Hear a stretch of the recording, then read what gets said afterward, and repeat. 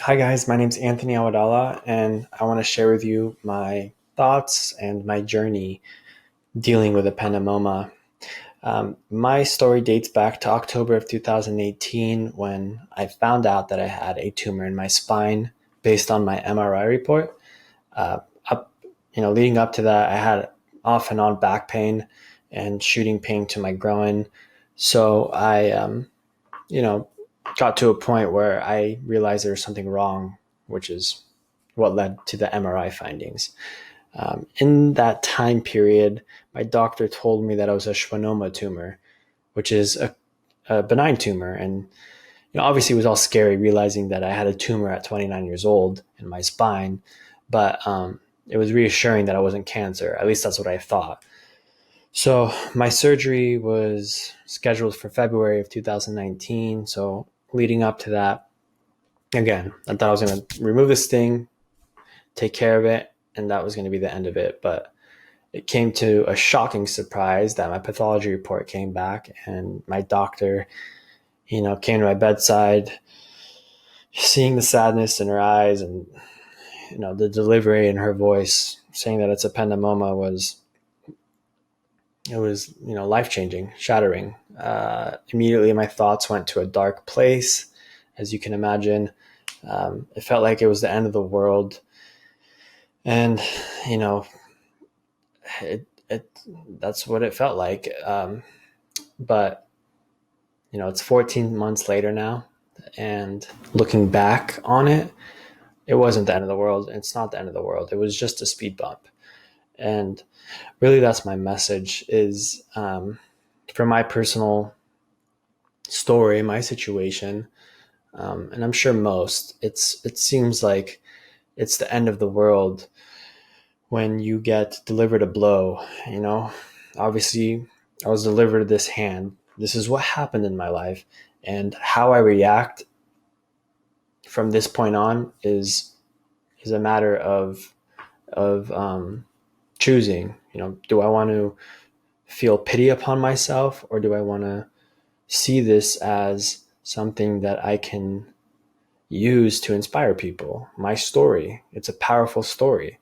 And that's the way that I quickly realized and looked at my situation.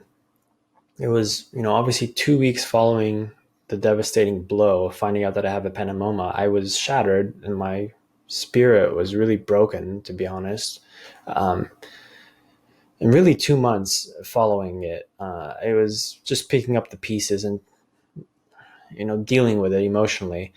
I have a very, very loving, supporting family and support system around me, which is so powerful. And they really made me come to the realization, Tony, your life's not over. Like, snap out of it. And that's what I did. And like I said, quickly realized that I can share my story. I can inspire, and I can become a valuable source of hope for anybody to come after me and really be placed in the same situation where I was when I found out what I have.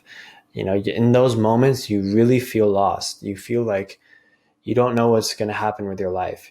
The doctor can't give you the answers you want because the ependymoma is so rare and there's so much limited data out there, and they don't have the answer for you, or the statistical you know research for you to really have an accurate understanding of, if I do radiation or not, will this thing come back?